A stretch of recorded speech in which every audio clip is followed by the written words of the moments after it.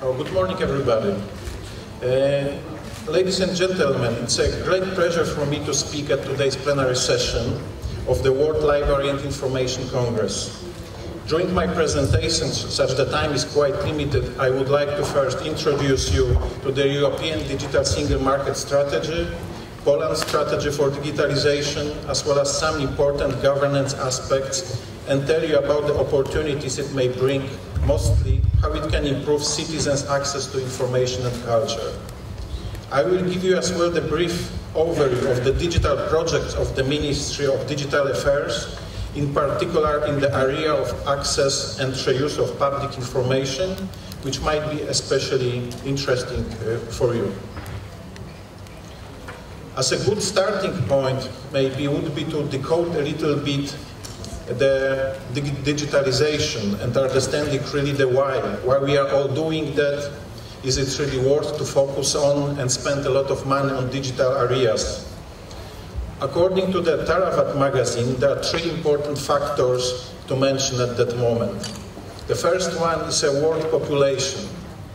In 1920, it was 2 billion people. 40 years ago, it was 4 billion. Now we are about 8 billion. So the number of transactions and interaction increased dramatically and will continue. The second one is the power of the individual. For the very first time in the history, the unknown individual has so much power and influence on the daily life. And the third one is a hyper-connectedness. Everybody is connected to everybody, and very soon, having in mind the Internet of Things, everything will be connected with everything.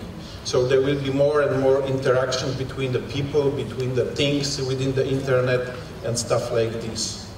All of those changes, opportunities, and freedoms we call very often as digital revolution. Very important to mention that digital revolution is not about technology, it's always about the people. As technology is deeply affecting the way we live, the way we run our businesses, or the way we deliver public services.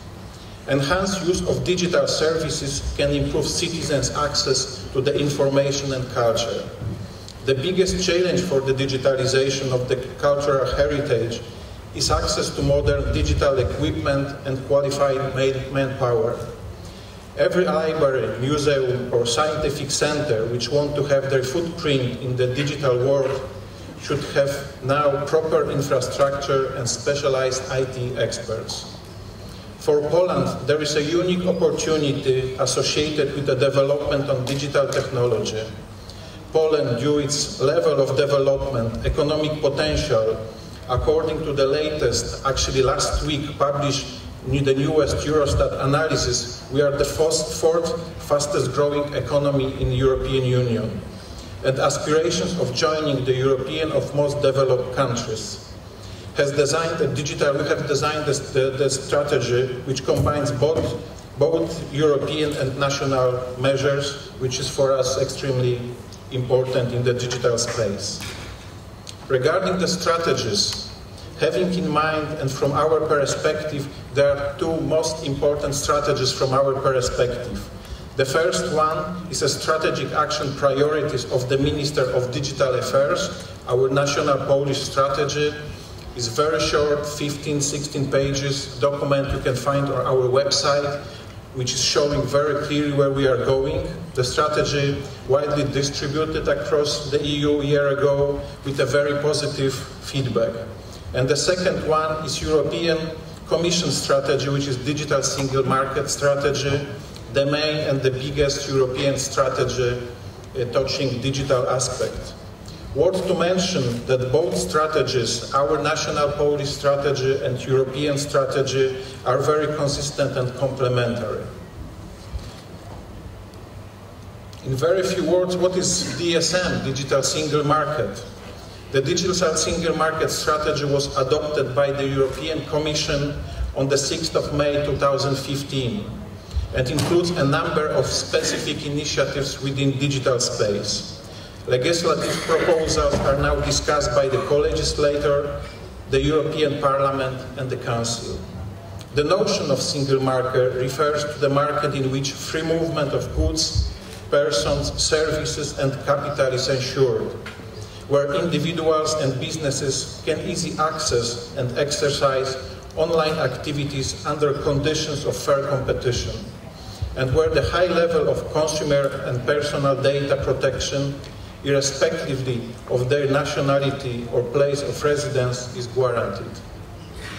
The goal is to make the EU a coherent, digitally integrated economic identity, to remove existing online barriers and allow 500 million citizens, businesses, governments to benefit from the growing connected online digital marketplace.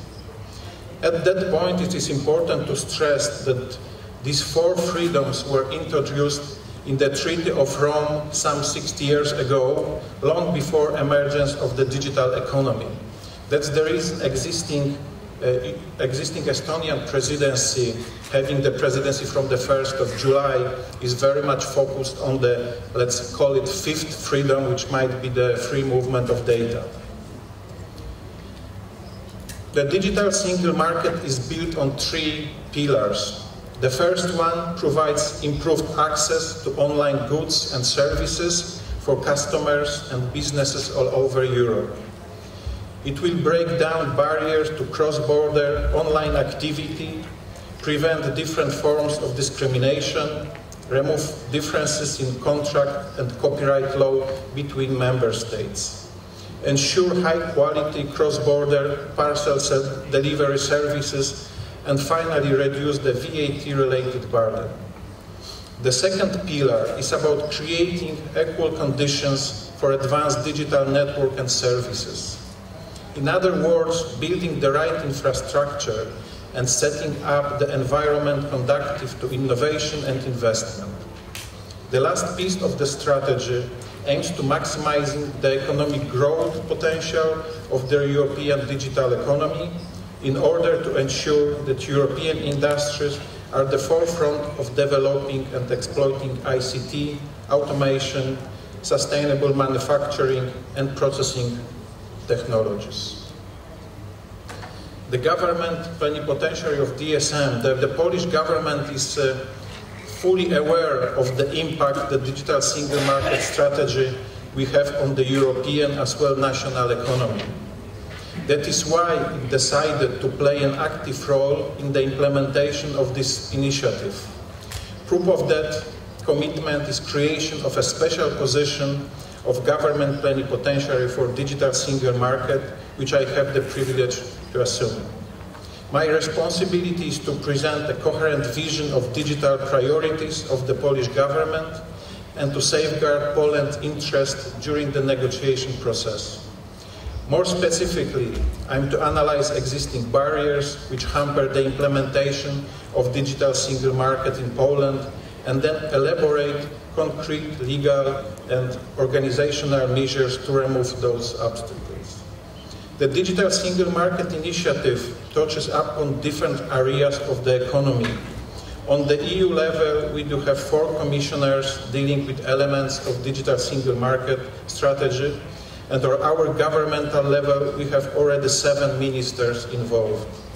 This is the reason I would like to set up the mechanism of national coordination at the ministerial level. As I have mentioned, Poland seeks to be a key player when it comes to designing the digital single market. We try to provide our input to a number of initiatives. First of all, which is worth to mention, is like-minded projects. It's a way to go about making alliances in the EU informally. The group has a flexible character, with countries coming and going depending on the topic. There have been as many as 20 in total that appeared across different initiatives so far. Just to name them is Belgium, Bulgaria, Czech Republic, Denmark, Estonia, Ireland, Latvia, Lithuania, Luxembourg, Netherlands, Poland, Slovenia, Sweden and United Kingdom. Poland has took a lead in several projects of this group. First, in December 2016, Poland initiated a discussion on the need to establish a free flow of data in EU. A letter addressed to the Commissioner ANSI was drafted and co-signed by Belgium, Bulgaria, Czech Republic, Denmark, Estonia, Ireland, Latvia, Lithuania, Luxembourg, Netherlands, Slovenia, Sweden, and UK. In May, a second letter underlining the importance of ambitious EU position regarding rules on data flows and data localization measures in trade agreements was drafted and addressed to the Vice President of the European Commission, Mr. Franz Timmermans. Poland took the lead in drafting both of those letters. On March 23, 2017, Poland, together with 28 EU countries plus Norway and Switzerland, has signed a letter of intent to intensify cooperation on testing and large-scale demonstrations of connected and automated driving. In June, Poland's Prime Minister, together with 16 leaders from other EU member states, sent a letter to President of the European Council emphasizing the need for greater focus on broadly understood digital matters at the highest political level in the EU. The letter seems to have had a desirable impact. On the 27th September, which is very soon, in 1 month, for the very first time in the history, the EU leaders will meet on the dedicated meeting to digital topics, the Tallinn Digital Summit. The most recent DSM initiative Poland has taken part in is the signature in July of the 5G declaration in Tallinn. Poland takes challenges related to 5G very seriously. We want the new technology to become a springboard that will allow our economy to jump to a higher level. On 29 June, the Minister of Digital Affairs, Ms. Anna Strzeżeńska, has put forward the agreement on the 5G for Poland strategy, addressed to all interested parties, telecommunication operators, economic chambers, providers of telecommunication services, equipment and solution, research and development institutions, and technical universities and Polish startups. The aim of this agreement is to develop the 5G for Poland strategy by the end of this year, which will be later adopted by the Council of the Ministers. Poland also strives to shape the EU digital policy by engaging initiatives with its regional partners. One example of such cooperation is the Visegrad Group, which is Hungary, Czech Republic, Slovakia, and Poland. During the Innovator Congress organized within the framework of the Polish presidency in the Visegrad Group, the V4 Prime Minister signed the Warsaw Declaration of Innovation. The document includes a special section dedicated to the area of digitalization. I would say that the Visegrad Group has never been such like-minded in digital area as it is today. What has been delivered and what remains to be done within digital single market, such we are in the middle of the way. It has been 2 years since the Commission adopted the digital single market strategy. Within that time, much has been done. It has presented 35 proposals and policy initiatives. Roaming charges have been abolished, making it possible for all Europeans to call, text, and surf the web for the same price as at home. As of 2018, online subscriptions to films, sports events, e-books, or music will be accessible when traveling to other Eastern or European countries. Main legislative proposals set out to the following priorities: boosting e-commerce, copyright, audiovisual, telecoms review, e-privacy harmonization of digital rights, affordable parcel delivery, harmonized VAT rules have been delivered and are in the legislative pipeline. However, when taking stock of its proposals, the Commission identified 3 emerging areas where the EU needs to take actions to ensure a fair, open and secure digital environment, to put the European data economy by, among other, clarified rules on the cross-border flow of non-personal data, tackle growing cybersecurity challenges, address the responsibility of online platforms. The Ministry of Digital Affairs has contributed to this exercise.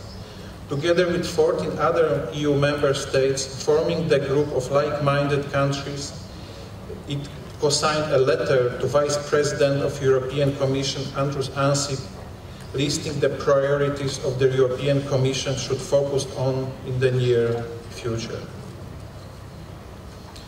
In our opinion, the key priority for Commission should be free flow of data. Digitalization is now and will continue to be throughout the coming decade a major factor of social economic evolution. Data becomes critical for its change, a catalyst for economic growth, innovation, digitalization across all economic sectors and for society as a whole, and thus a resource of increasing value. Data is generated both by human activity, environmental observation, and machine activity. In consequence, to fully benefit from the potential of digital and data technologies, we cannot allow Europe to have technical and legislative restrictions to data access, whether through contractual terms, business models, or interoperability standards. Open and free data as a driver of economic growth should be guaranteed. This is the rule we will advocate for in the EU forum. It is said that the European Commission will propose a legislative initiatives in regards at the beginning of autumn. We look forward to have it. Poland's efforts towards digital development have been recognized both on the EU and international level. The European Commission regularly evaluates our activity in the area of digitalization by publishing the e-government fact sheet. The document for the 2017 is available on the joinup.eu page and presents updated developments and key milestones for the e-government process in Poland. On the 6th April 2017, Poland delegation went to Düsseldorf to take part in the G20 meeting of the digital ministers. It was only the second time in the history that Poland has been invited to attend G20 events. The goal of the meeting was to discuss the topic, digitalization policies for the future. We consider this invitation from the international community as appreciation of our efforts in the digital sphere. Moreover, in the latest OECD rating, Open, Useful, Reusable Government Data Index, part of the report Government at Balance 2017, Poland was scored the 20th place of the 31 countries under review in terms of access and openness of data, as well as government support for reuse of public information. This is a jump of 8 places since 2015. In September 2016, the Ministry of Digital Affairs adopted legislative changes and drafted a strategic document, the Program for Opening Public Data. That was the first governmental document in Poland dedicated to the opening of public data. The main aim of the document is the improvement of quality and quantity of available data via central repositories, single website, which we called danepubliczne.gov.pl. It will also increase transparency of public administration. Going back to my introduction, I'm of the view that we want to use the potential of digital transition properly. We must also put a lot of emphasis on national measures. Poland's new digital strategy is built on 4 pillars. First is infrastructure, second is services, e-government, third one skills and competences, and fourth one cybersecurity.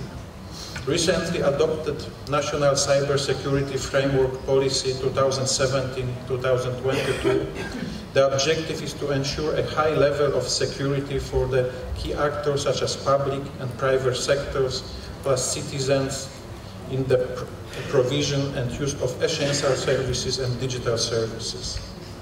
We have restructured our ministry accordingly. The ministry is now more project-oriented, with project managers acting as project leaders, and with more people with business background joining our ranks. I might be one of the examples, such I have spent more than 20 years in business and been invited by our government recently to join the government forces. We also strive for more coordination on the government level, and this will continue. The example of a couple of e-government projects we are running. So we are running as the ministry quite a big number of initiatives undertaken by the Ministry of Digital Affairs. They will also be illustrated by some interesting figures collected in 2 years time frame. This is the example, and as you can see, there are many projects the ministry has launched. The M-Documents, mobile documents projects, which will enable residents to have their ID, driving license, car insurance documents available on their mobile phones. Or the projects of governmental enterprise architecture, which is to establish principles for how electronic government services should be designed, built, and provided. There is also in place the biggest in Poland and very likely in Europe telecommunication projects. We are now in the middle of connecting more than 30,000 schools to the high-speed internet. However, for the full purpose of today's presentation, I'm only going to talk more in detail about those actions that impact access and use of the cultural heritage.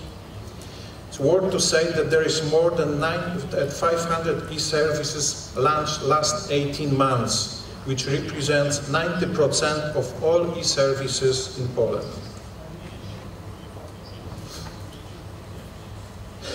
Guidebook of the Ministry of Digital Affairs. On the 16th June 2016, entered into the force the new Act on Reuse of Public Sector Information, implementing the EU directive drafted by the Ministry of Digital Affairs. This Act defined the group of entities that disclose their data, which now includes libraries, museums, and national archives. In other words, this piece of legislation has opened up libraries and their resources. The Act has made it possible to legally reuse content held by museums, libraries, or national archives. Now anyone can, for example, have access to an e-catalog or a library database and reuse it in other products, services, or mobile applications. We have been developing our central repository danepubliczne.gov.pl. We would like it to be the first place to visit by companies building innovative products and services, citizens monitoring activity of their states, and civil servants looking for information they may need. From the beginning, the Ministry of Digital Affairs has used the new law as a great opportunity for businesses, NGOs, and regular citizens.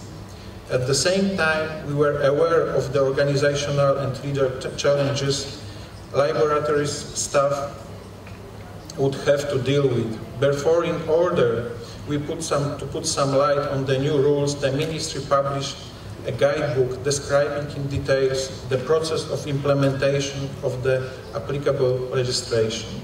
The guidebook contains comprehensive information to be used in daily work of museums, of library staff. It's available for anyone to download from the Ministry website. Apart from the guidebook, in September 2016, the Ministry organized in the National Library of Poland the very first governmental hackathon. For 2 days, 17 teams work on applications that can facilitate daily life and generate real savings for the state's budget. The participants compared to create the best new apps using open public data. The winners of the first prize made an application facilitating administrative formalities. Second place was attributed to the creators of an application research substitute for refund medications.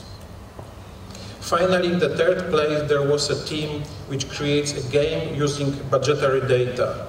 All 3 apps are going to be implemented by the Ministry of Digital Affairs. The goal of hosting hackathon was not only to create prototypes, it was also to verify the quality of public data that is available and to check for technical problems. As pointed out, one of the priorities of the Ministry of Digital Affairs is to open up public data by using digital technology, in particular to make available the resources of the Polish cultural heritage. This is why the Ministry has launched a project within the framework of the operational program Digital Poland to create an online repository of scientific and cultural resources. The idea is to have one platform which will provide access to all websites with digitally integrated material and one repository for all digital, scientific and cultural content. We are working in close cooperations with many entities, the ones uploading the digital copies on their website. The relevant ministers supervise the quality of the digitalized data and make sure the most valuable collections are made available for reuse. Our role as a Minister of Digital Affairs is to make sure the platform is working properly and according to the highest technological standards, and that the data is safe. To open up libraries, museums, scientific institutes is very important, such the material in their possession is usually very special, one of a kind. Up until now, access to those pieces has been very limited, mostly for security reasons, which is a risk of damage. Digitalization of the scientific and cultural resources will ensure their survival, protected and shared. We hope that having one platform will increase public interest in science and culture. At the same time, I want to point out that not only the Ministry of Digital Affairs, but other public entities are also working very close on digitalizing their activities. Take, for example, Polish Public TV. Recently, they have informed us that they are currently working on building an online multimedia platform which will contain all materials produced by Polish Public TV and Polish Radio, as well as news section. The new platform will also provide a big data system to gather and process live content in the fastest possible way. Finally, the platform will also serve as digital archive for all materials created by Polish television and Polish radio, and will feature an advanced search function. Slowly, to conclude my presentation and connect it a little bit to Digital Single Market Initiative, Poland's candidacy to organize Expo 2022 in Łódź, titled Reinvented. Our idea corresponds to the revitalized, modern, smart city concept and quality lifestyle in urban areas. Hopefully we'll be able to host you in Poland again during the Expo 2022. Ladies and gentlemen, the interconnected world in which we are living today offers many opportunities for citizens, governments, as well as public and private actors.